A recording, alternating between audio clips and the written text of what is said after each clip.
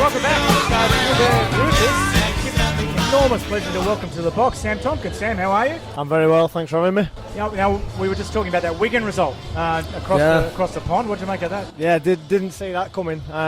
Very, very un-Wigan-like performance from Wigan. I watched the first half at home before he had to leave for the stadium, and yeah, some of the really uncharacteristic errors from Wigan, which you wouldn't expect. They're in a little bit of a dip at the moment, but it doesn't last too long for good teams, those little dips, and I imagine they'll sort of come into some form. But yeah, certainly one that I didn't expect. Do you just get tired when you're sort of a front-running team and it's a long season? No, I think it can be a multitude of different things. I think if you look at Wigan in the last 2 years, they've had a little dip mid-season and then gone on to be unbeaten or very nearly unbeaten. So it could be anything. I think picking up a few injuries doesn't help. Obviously, the main one is Bevan French. He's one of the very top.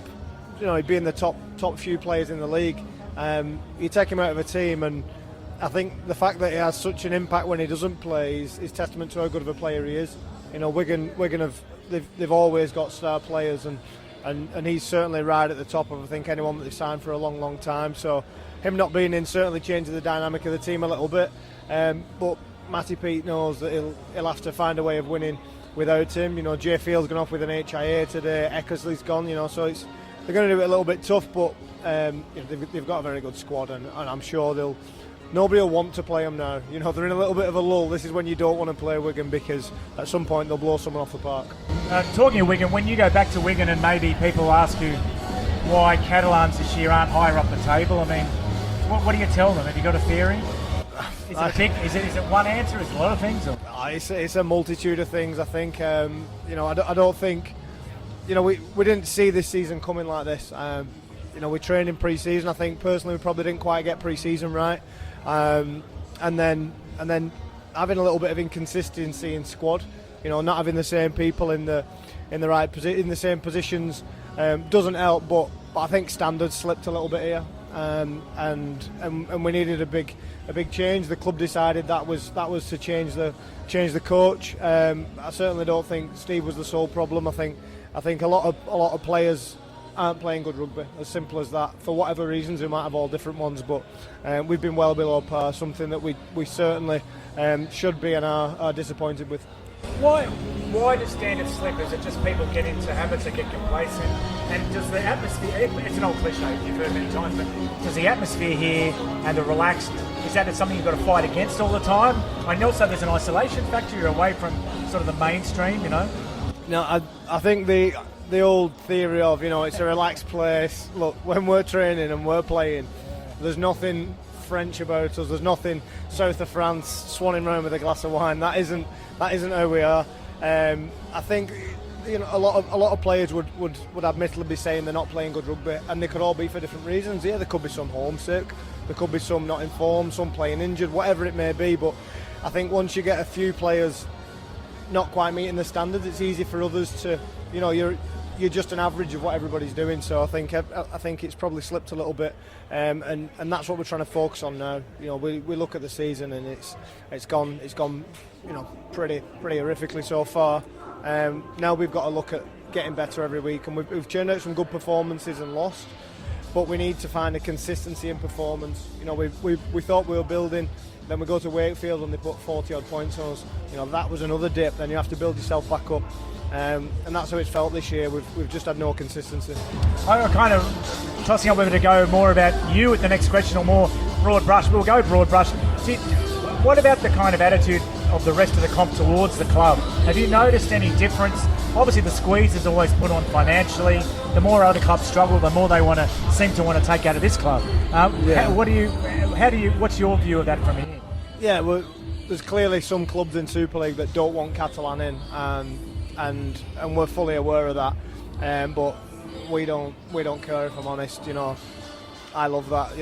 I'm not known for being liked anyway. So the fact that the club I play for isn't liked is no skin off my nose. The players know that. The club know that, and we're getting financially squeezed, and Bernard's having to, pay for things no one else does, and it's almost like one thing something goes well, we get to a couple of grand finals, and then all of a sudden you've got to start paying for travel, you've got to do this and that, and yeah, it's but we are an outpost of Super League, and there's always been plans that we have to do things a little bit different to everyone else, which we do, travelling every other week, and we face some challenges that other clubs don't.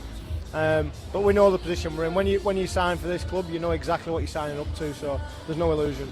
Did you get excited when people started talking NRL Europe and the NRL taking interest in this club? Yeah, absolutely.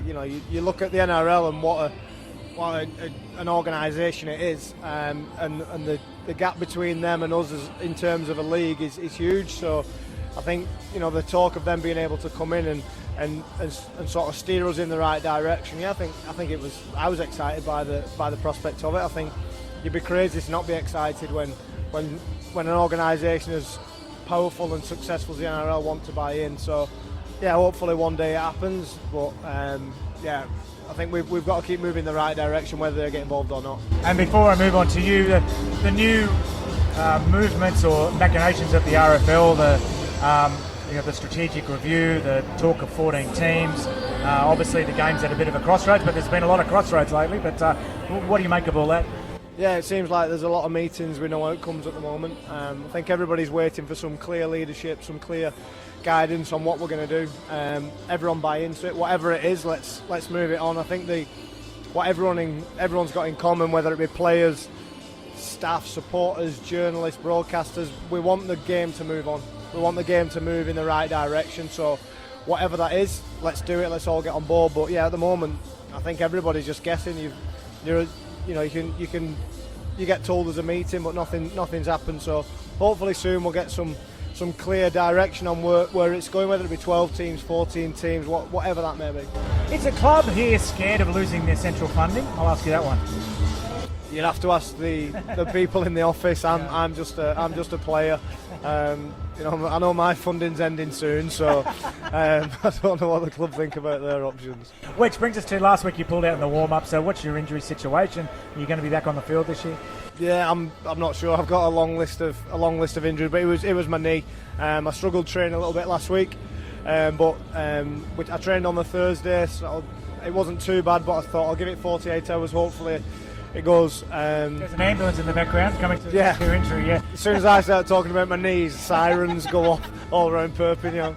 Yeah, I was hoping it'd improve after training. It didn't. It went the other way. So I went out for warm up and thought I'd be doing. It's not right to play. I play broken pretty much every week, but last week I was to the point where I knew I wouldn't be able to perform anywhere near where I wanted to, so it was better for the team to put someone else in.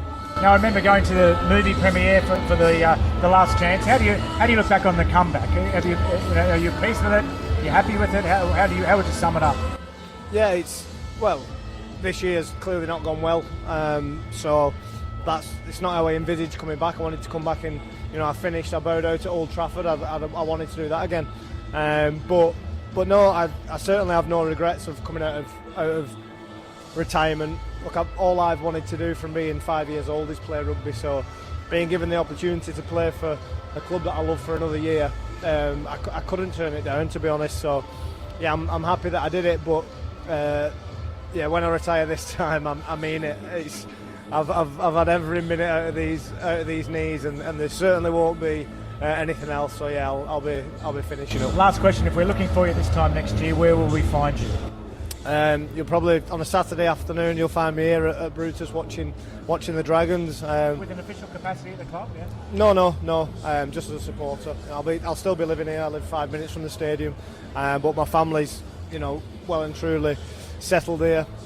So next year I'll be working with Sky Sports. I've got a contract there next year, so I'll be back in 2. But any Saturday afternoon when the Dragons are playing, I'll be right here. Not in the press box, a bit further down with a beer, I reckon. Yeah. I wish I had a beer in my hand today. Thanks for coming up and joining us, Sam, and thanks for your help over the years. I think I got to say that a couple of years ago. I get to say it again. Thanks a lot, appreciate it.